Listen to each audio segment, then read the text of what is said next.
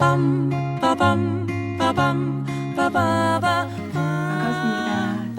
온데맘입니다. 오늘 2020년 4월 25일 토요일이네요. 토요일인데 바람도 많이 불고 밖에 날씨가 며칠째 이상하게 바람이 많이 불죠. 거의 한 일주일째 된 것 같다, 그죠? 다들 건강 조심하시면서 또 코로나 시국에 잘 이겨내고 계신지 궁금하네요. 잔잔하고 조용하게 얘기하고 싶은데 또 이 친구가 안 떨어지려고 해가지고 또 데리고 앉아 있습니다. 조금 저희가 힘든 달이기도 하고 또 4.16이 6주기였잖아요. 6주기라서 저희들은 힘든 시기인데 또 아프고 힘든 이야기를 계속 하는 거는 제가 마음이 편하지가 않아요. 왜냐하면 그렇지 않아도 세상 살기 쉽지 않은데 아프고 힘든 이야기를 징징거리면서 하는 것보다는 차라리 잠시 좀 쉬었다가 그동안의 근황도 말씀드리고 또 쫄쫄이 여러분들하고 또 인간적인 소통도 또 하고 싶고 그래서 이제 오늘 큰맘 먹고 며칠 고민하다가 오늘 큰맘 먹고 자리에 앉았습니다. 토요일인데 우리 집 졸사는 일을 하러 나갔습니다. 그래서 좀 이따가 얘기 드리겠고 4월 16일 날 4.16 6주기 기억식을 했었죠. 그래서 기억식에 많은 분들이 그래도 와주시고 함께 해주시고 또 저희 옆에 계셔 주셔가지고 잘 넘긴 것 같아요. 그날 밤은 도저히 술을 먹지 않고는 잠을 잘 수가 없겠다는 남편 따라서 오이도에 가서 또 좋은 분들과 술을 한잔하고 마지막에야 또 오이도 바닥을 또 울면서 또 몸부림치는 동해 아빠를 겨우 달래서 집에 왔더니 그 다음날 아침에 보니까 집 열쇠가 없더라고요. 동해 아빠가 가지고 있는 열쇠를 하나 잃어버리고 근데 그 정도는 괜찮아요. 그렇게 저희는 어울렁더울렁 그냥 아픔을 사귀고 있습니다. 3월 달부터 시작해서 2월, 3월 저희가 이제 합창단 북CD가 나왔죠. 노래를 불러서 네가 올 수가 있다면 했는데 노래를 불러서 내가 온다면 그 4.16 합창단이 한 CD거든요. 그러니까 북CD 요즘 북CD로 많이 나오죠. 여기 뒤쪽에 이제 CD가 있는데 이제 시중에 나와 있습니다. 그래서 관심 있으신 분들은 마음으로 함께 해주시면 감사하겠고 또 많은 분들이 옆에서 지지하고 응원하고 함께 해주셔서 이런 결과물도 나온 거라고 생각합니다. 왜 지금까지 그러고 있어? 그러면 저는 그냥 이렇게 얘기하고 싶어요. 우리가 여기 있다는 걸 알리고 싶다고.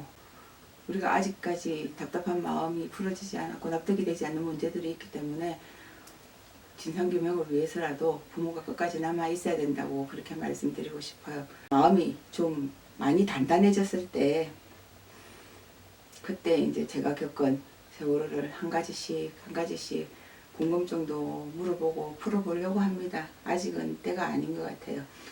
이 프로그램을 보면은 이제 죽은 사람들이 영혼으로 나타나고 특히나 그 중에서 이제 하이바이 마마라고 여러분들 보셨어요? 하이바이 마마에 보면 이제 김태희가 교통사고로 죽었는데 아이 옆에서 머물잖아요. 계속 5년 동안 머물다가 그 가상한 마음 때문에 49일간 사람으로서 이제 다시 돌아와서 남편도 만나고 이런 과정이에요. 근데 가능하면 피하려고 하는데 또 가능하면 봐야 된다는 그런 생각. 그래서 그 드라마를 보면서 그리고 부럽기도 하다고 저게 진짜 현실에서 가능하다면 작은 기적으로라도 올 수 있다면 얼마나 좋을까. 거의 마지막 부분에는 너무너무 슬픈 내용들이 많아가 계속 그 주인공도 울고 옆에 조연들도 많이 울고 막 그런 장면들이 많이 나오니까 나중에는 너무너무 피로감이 오더라고요. 그래서 많은 사람들이 우리 세월호를 보면서 그런 생각도 할 수도 있겠구나 그런 생각도 들었고 그럼에도 불구하고 제가 그 얘기를 꺼내는 이유가 그 하이바이 마마의 마지막 대사가 저는 가슴에 콕 박혔어요. 그 하늘나라로 가면서 그런 얘기 했었잖아요. 사람으로 다시 태어나려면 두 가지를 내해야 된다고. 한 가지는 너는 세상에 가서 행복했느냐? 거기에 내를 해야 되고 두 번째는 너로 인해서 다른 사람들도 행복했느냐? 거기에 대해서 또 내를 해야 되고. 그래서 저는 너가 행복했느냐는 너가 정말 자아를 가지고 성심성의껏 살면서 좋았느냐라고, 그 자아를 중심으로 상대방을 많이 배려하고 얼마나 선량한 매력으로 다른 사람들을 즐겁게 했느냐, 그거인 것 같아요. 사실 쉽지 않아요. 그죠? 그렇게 살기가 쉽겠습니까? 근데 저는 가슴이 콕 박히면서 저 말은 조금 기억을 해야 되겠구나, 그런 생각도 들었어요. 이제 우리 집의 근황 이야기. 가 너무 효녀라서 그런지 엄마 아빠가 딴 생각을 할까봐 걱정이 돼서 그런지 3월 말부터 4월 거의 19일까지는 정말 지긋지긋한 졸사였습니다. 어떤 시기냐면 시험 연습을 안 가겠다, 늦잠 자서 안 가고, 또 제가 얘기하면 하기 싫다, 그리고 잠깐 알바를 나가던 데가 있었는데 정식 직원이 될 수 있는 피부관리숍에 취업을 했었는데 그것도 한 3번 나가고는 못하겠다. 이유는 뭐냐고 물어보니까 발목이 시리고 아프다, 손가락이 아프다. 긴 이야기가 있지만, 풀자면 엄청나게 긴 이야기 있지만 아주 듣기 좋은 이야기는 아니고, 어쨌든 마음의 전쟁을 했었습니다. 마음의 전쟁을 하고, 저도 이제 졸사한테 뭔 얘기를 하려면 큰 용기를 가지고 해야 되잖아요.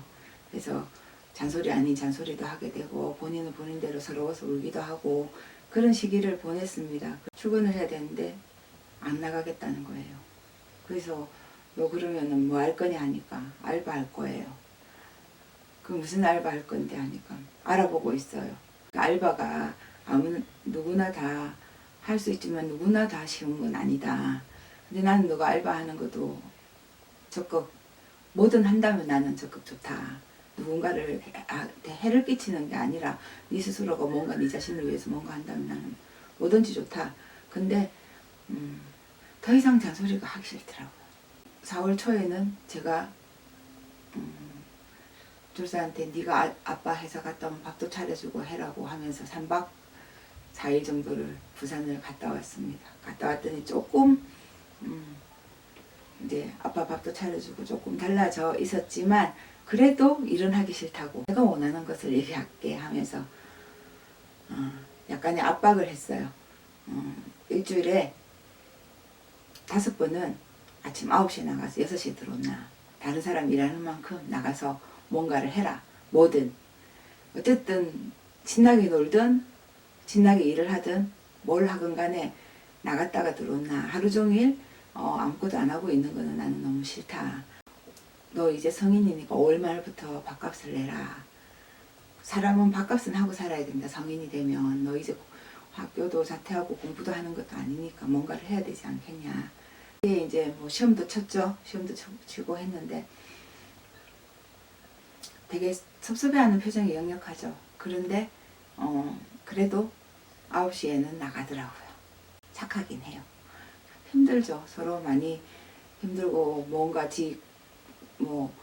거대하게 꿈을 찾으라는 게 아니고 뭔가 하고 싶은 거, 해야 될 걸 찾아서, 제일 중요한 거는 밥값은 하라는 거죠. 저는 서로 그냥 서로 말은 안 하지만 내 마음을 전달했다고 생각하고 시간을 보내고, 이제 멜로가 체질이라는 드라마를 다시 보기를 했는데, 그 멜로가 체질이라는 건 작가들의 이야기죠. 30세 아가씨들의 이야기죠. 거기에 이제 세 주인공 중에서 희정이라는 주인공이 있죠. 희정이라는 주인공이 다큐멘터리 감독인데, 이 친구가 일제 후손을 소재로 해서 그 다큐를 만들었죠. 근데 예상외로 대박을 터뜨려서 돈을 너무 많이 번 거예요. 근데 그 사이에 이제 남자친구도 죽고 어떤 삶의 의미나 목적을 잃어버리고, 돈은 있으니까 그렇게 살아가던 중 스스로 어떤 결정을 했어요. 내가 이렇게 돈이 있으니까 사라지지가 않는다 하고 전 재산을 기부를 하고 다시 0에서 시작을 하면서 부지런하게 지기 시작하더라고요. 그래서 저는 그 드라마를 보면서 그런 생각이 들었어요. 결핍이라는 게 사람들이 때로는 필요한데, 어떤 결핍의 환경이 주어지면야 그걸 극복하려고 노력하겠지만, 전혀 결핍이지 않은 상황에서는 누군가가 옆에서 결핍을 도와주기도 해야 된다. 우리 여운이한테 그런 얘기를 한 거죠. 너 밥값 내라고 다음 달부터. 은근히 되게 힘들었죠. 요즘 유행하는 제가 여운이한테 한 행동은 가스라이팅이라고도 할 수 있죠. 은근히 애를 압박을 하고 자존감을 낮추는, 그럴 수도 있지만 또 그걸 극복하면 자존감을 올리는 일도 저는 될 수 있다고 생각하거든요. 그래서 제 마음은 그냥 전혀 아무도 압박을 가하지 않는 이상 제 그 역할은 부모인 내가 해야 된다는 생각이 들었어요. 왜냐하면 내 딸이니까요. 그래서 너는 아빠를 참 잘 만난 것 같은데 아빠랑 살면서 단 한 번이라도 공부를 못해도 공부 좀 해라, 숙제해라, 또는 아빠가 출근하면서 너 청소해놔라, 빨래해놔라, 하다못해 설거지해놔라, 그런 소리 들어본 적 있어 하니까 아니라 없었다고 그러더라고요. 그래서 참 그래도 편하게 살았다고. 그동안에 편하게 살았으니까 편하게 산 만큼 경험치도 부족한 거 아니겠냐고. 그래서 엄마가 믿고 싫어도 너가 극복해야 될 문제라고 제가 그렇게 얘기했어요. 저는 착한 엄마가 되고 싶은 생각은 없어요. 그냥 좋은 어른이 어떤 어른인가를 저는 생각하고 싶거든요. 제 삶이 제 20대 생활이 완벽했던 게 아니에요. 하지만 지금 제가 느끼는 건 내가 했던 시행착오나 실수들, 또 흔히 그 나이에 할 수 있는 어떤 그런 실수들을 가능하면 여운이는 조금 줄였으면 좋겠고, 가능하면 조금 길이 있다면 편하게 스스로가 선택해서 갈 수 있어요. 아직까지는 하고 싶은 게 뭔지 모르겠다고 하는 아이한테 그렇게 할 수는 없고, 그냥 당장 제가 할 수 있는 일은 네 밥값 해라, 그거밖에 없잖아요. 기계가 조금 남아 있었는데 그 양은 냄비에 놔뒀는데 그걸 불에 올려놓고는 가스불을 세게 틀어놓고는 자기 방에 들어가 있는 바람에 양은 냄비가 확 타버렸어요. 그래서 막 비상벨이 울리고 막 그 연기가 막 온 집안을, 해서 제가 나와가지고 너무 화가 나죠. 화가 나는데 화를 낼 수도 없고, 그러니까 제가 웃을 보면서 그랬어요. 너는 이 상황이면 다른 집은 다 사실은 등짝 스매싱 날라간다. 그래 난 니한테 그러지 않는다. 근데 정신 좀 차리라 제발. 이렇게 얘기했어요. 저희 집에 작은 기적이 찾아왔습니다. 찾아왔는데 작은 기적은 뭐냐면, 며칠 그렇게 9시에 나가서 6시에 들어오고 이러더니 어느 날 며칠 전에 또 할 말 있어요 이러더라고요. 무슨 얘기인데? 그랬더니 내일부터 저녁밥 같이 못 먹어요. 저 취업했어요. 이러더라고요. 그래서 내가 저녁밥 같이 못 먹는다는 얘기를 하고 싶은 건지, 아니면 취업을 한 걸 얘기를 하고 싶은 건지. 그렇지만 얘가 얘기하고 싶은 거는 뭐 그런 마음도 있겠죠. 당신이 일하러 나가라고 해서 일하러 나가는 바람에 저녁 같이 못 먹어. 그런 어떤 오기? 뭐 이런 것도 있을 수 있겠지만, 또 한편으로는 어디 피부관리실에 취직을 했다고, 근무 시간이 10시부터 8시라서 저녁을 같이 못 먹는다. 그 얘기예요. 그래서 잘 됐네. 왜냐하면 왜 그렇게 늦게 맞춰? 이러면 얘가 또 마음이 약해질 것 같더라고요. 그래서 그래 잘 됐다. 10시부터 8시라고 잘 됐네 하니까 별로 이제 떨떠름한 표정이죠. 하기 싫은 거 해야 된다는 표정이죠. 다음날 진짜 작은 기적이 돌아온 거죠. 합격자 발표였어요. 피부관리사. 합격을 한 거예요. 우리 예원이가 3번 만에, 필기시험 3번 만에 합격을 하니까 인생에 처음으로 어떤 성취감을 맛본 거죠. 그래서 가족톡에 올렸더라고요. 저 합격했다고. 진짜 기분 좋은지 제가 양껏 장하다 칭찬을 했어요. 칭찬을 하고 그러게 이제 너는 자격증이 있는 여자네 이러면서 막 농담도 하고. 근데 그게 자격증이 생기니까 일할 맛도 나나 봐요. 그래서 그날도 되게 기분 좋게 들어왔더라고요. 그래서 처음으로 저희가 포옹을 텄어요. 들어와서 이제 다녀왔습니다 하길래 제가 연아 엄마가 한번 안아보자고. 그래서 안으면서 제가 귀에다 대고 얘기했죠. 정말 수고했다고. 너 대단하다고. 연이가 돌아서길래 제가 그랬어요. 연아, 네 엄마 되게 미웠지? 그래도 누군가가 뭘 해라 했을 때 조금이라도 이렇게 따라하니까 뭔가 성취감이 느껴지지 않아? 그리고 기분 좋지 않으니까 기분 좋아요 이러더라고요. 그래서 지금 현재는 잘 다니고 있습니다. 그리고 오늘 토요일인데 토요일도 일하러 나갔습니다. 자기 할 일에 대한 어떤 적응을 하고, 본인으로 인해서 주위 사람들이 힘들면 안 되니까 그 정도는 배려를 하면서 사회생활을 하는 그런 직딩이 되었으면 좋겠습니다. 실기시험을 합격하고 자격증을 따게 되면 제가 성과급으로 20만 원을 주겠다고 약속 지켰습니다. 20만 원과 이제 결혼하는 오빠가 연이 이제 원피스 하나 사입을 하고 형편이 뭐 잘 좋지는 않으니까 10만 원을 보냈던 걸 합해서 제가 30만 원을 쏴줬죠. 조금 움직이고 뭔가를 했을 때 어떤 보상이 따른다는 거, 그걸 저는 연이가 알게 됐으면 좋겠고, 그것으로 또 뭔가 새로운 것을 도전할 수 있는 그런 용기가 생겼으면 좋겠다는 생각이 들더라고요. 얼마나 다닐지 걱정이 됐을 때 제가 그랬어요. 저는 이번에는 오래 다닐 것 같은 예감이 든다고.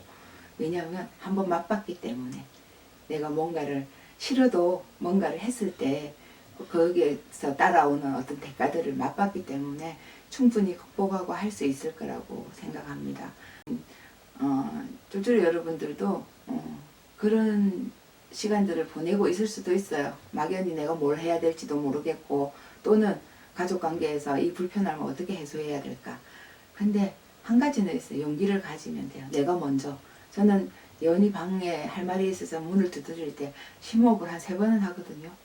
나름 저도 소심한 사람이라서 용기를 내려고 하고 똑똑 연아 이러고 들어갑니다. 참 가식적이기도 하지만 그게 제 마음이에요. 애가 편하게 좀 받아들였으면 좋겠다는 생각. 앞으로 또 뭐 저는 제 가정을 3만 4원이라고 하거든요. 3일은 춥고 4일은 좀 따뜻하고, 그래서 뭐 매일 이 컨텐츠를 올릴 수는 없어요. 매일매일이 즐거울 수가 없으니까요. 저희는 거의 뭐 3일은 정말 힘들 때도 많아요. 지옥 같을 때도 있고. 근데 저는 그렇게 생각해요. 여느 가정이나 뭐 재혼 가정을 떠나서 여느 가정이나 사람 사이에 있는 일들은 누구나 다 있을 수 있는 일들이고, 어디에나 다 있을 수 있는 조금 모양이 다르고 색깔이 다른 문제들이라고 저는 생각하거든요. 거기서 내가 할 수 있는 건 어느 정도 용기를 가지고 소통을 하느냐, 그거라고 저는 생각해요. 그래서 남편한테 어제 그랬어요. 참 내 연희가 내가 되게 미웠겠다니까 남편이 그러더라고요. 연희 당신 미워하지 않는다고, 되게 좋아한다고. 되게 좋아하는데 뭐 이런 어떤 규칙이나 이런 걸 시키면 싫지 그러더라고요. 그래서 싫은데 해야 되는 거고 저는 여기서 멈추지는 않을 겁니다. 왜냐하면 잘 해나가고 있으면 그럴 필요가 없지만 엄마로서 해야 되는 잔소리는 저는 그래도 계속 할 겁니다. 여러분도 엄마 잔소리 너무너무 짜증나고 똑같은 잔소리 싫다고 생각하더라도 다시 한번 생각해보면 똑같은 잔소리를 할 수밖에 없는 나의 문제들도 분명히 있을 겁니다. 저도 완벽한 엄마도 아니고 부족한 엄마지만 연희가 저를 좋아해 주는 것도 감사한 일이고, 그리고 저한테는 또 앞으로 딸아이와 살아낼 시간들이 남아있잖아요. 그래서 지금은 이제 뭐 아시다시피 제 아들이 이제 5월 9일날 결혼을 하잖아요. 결혼 준비로도 조금 바쁜 시간을 보내고 있는데, 여러모로 그냥 인간관계라는 게 참 중요하구나 그런 생각 듭니다. 오늘 이야기는 이것으로 마무리를 해야 되겠고, 쫄쫄이 여러분, 가끔 많이 내 잘못이 아닌데도 내가 화가 나고 내가 피해를 볼 때도 참 많잖아요. 세상 살면서. 특히나 부부관계도 그렇고 자녀와 부부의 관계, 특히 자녀가 어떤 방황의 시점에 있으면 방황하는 본인은 몰라요. 부모가 얼마나 마음 아프고 힘든지.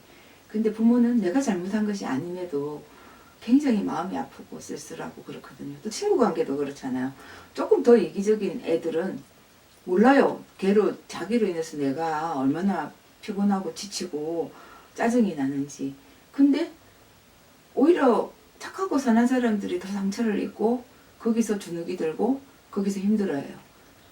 오늘은 그런 사람들을 위해서, 또 가까운 사람들의 어떤 거부나 내가 원치 않는 배신이나 이런 걸로 인해서 힘든 사람들을 위해서 작은 기적이라도 있었으면 좋겠다는 생각이 들고, 힘을 낼 수 있는 그런 전환점이 여러분한테 오기를 기원합니다.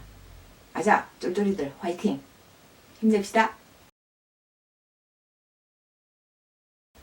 그리고 오늘 광고 이런 얘기 안 하려 했는데 우리 아들한테 한마디 하려고요. 이런 거는 아들아, 니 있잖아 2017년 9월 11일 날 기억나나? 이 친구가 상황이 안 좋다고 80만 원만 빌려달라 했잖아. 그러면 그 해 안에 갚을 거라고, 가깝게 다음 달이면 갚을 수 있다고 그 친구가. 그래서 엄마 급하니까 80만 원만 빌려줘, 나를 믿고 빌려줘 해서 2017년 9월 11일 날 80만 원을 빌려준 게 아직까지도 안 돌아오네. 그 내가 니한테 몇 번 얘기했다 아이가. 니를 믿고 빌려준 거기 때문에 그 친구가 갚을 상황이 안 되면 니가 갚아야 되는 거지. 아무리 니하고 내하고 모자 사이라도, 그지? 공과 사는 분명히 해야 되고, 빌린 거는 빌린 거고 준 거는 준 거잖아, 그자? 엄마의 사랑을 주는 거는 주는 거고, 내가 니한테 빌려준 거 내가 받기를 원하는 거고. 이렇게 공개적으로 얘기하는 이유는 그 친구한테 꼭 받아서 주든지 아니면 네가 해결해줘. 그게 맞지, 그자? 우리 공평하게 살자. 똘똘이 여러분 안녕. 들어주셔서 감사합니다. 네, 안녕.